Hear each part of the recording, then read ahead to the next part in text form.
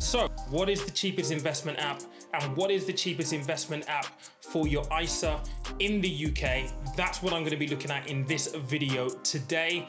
And I promise you, there is a little bit of a bombshell surprise in what I found out.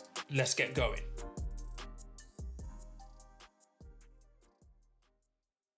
All right, so the app that we're going to be talking about in this video is Invest Engine. For those of you who follow the channel, you'll know that I did a video on them maybe 7 or 8 weeks ago, I think. I think it's about that long. But we're going to be talking about them. If you are new to the channel, you've not watched that video, this is the thumbnail. You can go and watch that video right after this one. I will post a link a bit later on in the video, so you can just click that and go to that video. But I will cover some of the basic stuff that is pertinent to what we're talking about here. By the way, if you are a DIY investor, whether you're new or whether you're experienced or not, might be looking for another platform or another provider to add to your basket of investment companies that you're using, they are offering a £50 sign-up bonus for people to try them. So go and use the link that I'm going to post in the description and in the comments box to get yourself 50 quid on Invest Engine.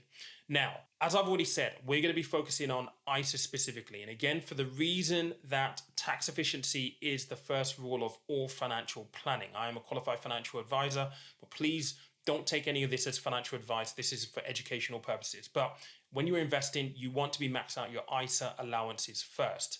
So it is the best place for you to start. It is the only place for you to start unless you've already maxed out your ISAs in some way, shape or form, and you're then investing in general investment accounts and using that as a feeder potentially into your ISAs. And whilst we are talking about ISAs predominantly in this video, all of this will still apply to general investment accounts as well. So just note that as a point of reference. So let's get into the comparison. So what I'm going to do is I'm going to share with you kind of like a screenshot from the Invest Engine website where they've compared ISA fees. And one provider that they don't have on here, which I'll add on a bit later on, I'll provide some text somewhere in the corner of this video, is Trading 212. Because Trading 212 for the longest time has been known as one of the cheapest providers that you can use. So with that being said, I think it's really important for us to establish who Invest Engine is good for and who they are not good for, because the reality is they don't match the investor profile of every type of investor out there. So in other words, if you are the type of investor where your investment strategy is to essentially invest in individual stocks, these guys are not going to be for you. If, however, you're like me, where you tend to take a core satellite approach where the core of your investment is via index funds and ETFs, then Invest Engine will be good for you, specifically in the ETF arena, because they are an ETF provider. So essentially they give you access to ETFs that will allow you to invest in a basket of companies or an index of companies whilst keeping your costs low and maximizing the diversification and the risk management element to your investment. So that's who they're there for, people who are looking to invest in ETFs. Now, at the moment, they have 150 ETFs available on the platform. That spans 6,000 stocks altogether. They are consistently and forever adding more ETFs onto the platform, much like the likes of free trade. You're going to have tranches of ETFs that get added onto the platform. It's exactly the same here, but currently 150, covering around about 6,000 stocks altogether. So quite a vast array, and there'll be more and more being moved onto the platform by the end of this year and throughout 2022. So this is the Invest Engine website, and this is their comparison table that they've compiled themselves. And in this, they're comparing themselves to some of the biggest names in this space, really, notably Free Trade, Interactive Investor, AJ Bell, Hargreaves Lansdown. Now, I've got Free Trade myself and I've got Hargreaves Lansdown as well, but I haven't used personally Interactive Investor or AJ Bell. What they're trying to do here is they're trying to compare themselves based on the fees that they know are common within this space.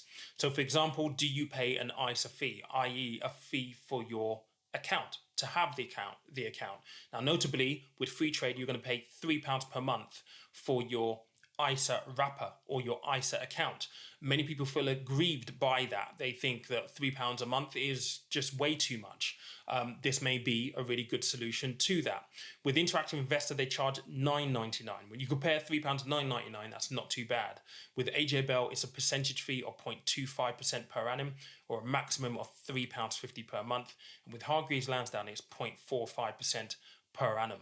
That's quite expensive, to be fair. So when it comes to your ISA wrapper specifically, InvestEngine don't have a fee. So you can have your ISA account without actually paying any fees at all. It's completely free.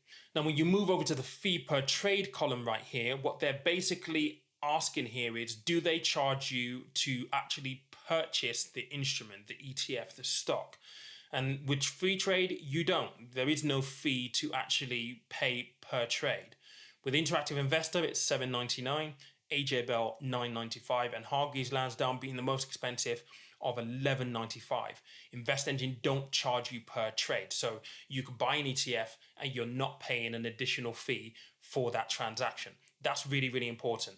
Now, what they've done in the total cost here is they've aggregated that over 10 years, and they kind of stipulate those conditions for the comparison right here. So it's based on a portfolio worth £10,000, assuming you have 10 ETF trades a year for 10 years and a 5% annual investment growth effectively. So, when you add all this up, it should then actually make sense.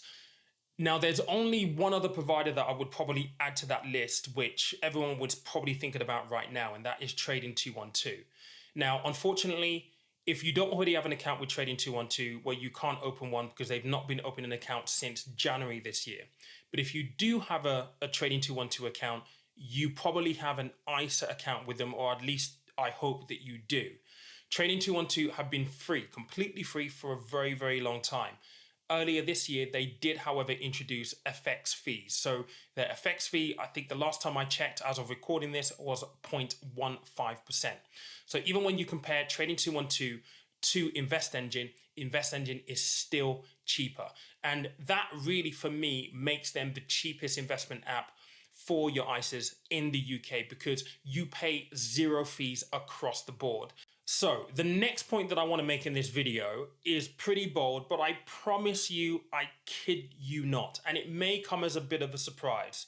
But in preparing for this video, I wanted to have a look and see, right, how does InvestEngine actually stack up against Vanguard? Because Vanguard is the cheapest that everybody is aware of. They're huge, and investment houses buy Vanguard funds. You go into the source. So how inexpensive or expensive are they when it comes to the Vanguard ETF specifically? Now, I know that they have Vanguard ETFs available within InvestEngine. They haven't got them all, but they do have some of them. So I thought, right, what happens if I try to add maybe the FTSE 250 ETF, the Vanguard one that is, to my portfolio? How does it come out in terms of the cost differential? So this is my account in InvestEngine. I don't have a lot of money in here, to be honest, but if I just go here, and this is just a demo if you do decide to use them, how you actually edit your portfolio. So if I go here, and if I wanted to add securities, and I'm just going to go for the Vanguard, spell this right, delete that, Vanguard, can't spell, there we go, the Vanguard FTSE 250 they have here, okay? Now, this is it right here. I can add this to my portfolio, but what I'm interested in to know is, right, what is the cost difference? If I go into the key investors information document and go down here, it tells me that the ongoing charges for this, if I buy it via InvestEngine, will only be 0.1%. Now, if you go to Vanguard, and I've already got this up on this, where is it? This tab right here. If you look at the FTSE 250, which is this one right here, which is the same one, the total cost for this is 0.46%. Now, you will notice that Vanguard actually charge a 0.15% account fee, which is this column right here. With InvestEngine, you are essentially negating the Vanguard account or platform fee if you buy Vanguard ETFs directly with InvestEngine. It surprised me. Let me know in the comment section whether it actually surprised you as well. But a bold statement can be justified in this regard. So since the last video that I made on Invest Engine, they've actually improved the interface a little bit more. So in that first video, which I'll tag to a bit later on, I showed you how you actually build your portfolio when you start using them. Since then, they've actually added on some analytics. I'm just going to show you really, really quickly. So this is my portfolio right here. Like I said, I've only got a small amount, but if I go into DIY, I can go onto my analytics. And that basically gives you a breakdown of the regions that you're invested in. So North America, emerging markets, Asia, Europe, UK. So you can see from a regional point of view what your exposure is. You can boil that down into sectors as well. So industrial, tech, financial, property, mining, energy. You can also have a look at your holdings in terms of the companies that you're actually invested in. And this is really, really helpful if you are taking a two-pronged approach, maybe a core satellite approach where you've got ETFs and you're investing in individual companies as well. You would be able to then find out exactly what exposure you have to a specific company with this level of detail. So for example, I've got quite a lot in Tesla. Well, this gives me access, gives me exposure to Tesla at 0.5%. So I can add that into my overall exposure to Tesla by knowing this little detail. So I think it's a really good tool that they've actually added. They've also added on here, your asset classes as well. As you can see, I've gone really, really high risk with this. I've got 90.3% in equities, and I've got alternatives here, which is gold, as I showed you previously in that video. So, it breaks it down so that as a DIY investor, you can get a really good detail and, in fact, bird's eye view of your investment by simply introducing like an analytics tool just like this. I think it's really, really cool, and it's definitely an improvement from where they were originally when I did that video about 6 or 7 weeks ago. So if you do use them, you're going to get really good analytical data as well. So the last thing that I do want to address before I finish this video, and this is a question which will be obvious, if they are providing the ability for people to invest with them DIY, do-it-yourself style, with zero fees, like no transaction fee, no account fees, no withdrawal fees, no nothing, how do they actually make money? I asked them the question, and they basically came back with the following response. Well, essentially they have two services. They have DIY, which we've been speaking through here, and they also have a managed portfolio offering as well. They think that by people using them for the DIY offering, that eventually they will migrate into the managed portfolio service where they will basically earn money. The managed portfolio service, by the way, is only 0.25% annual fee. So that's even low cost.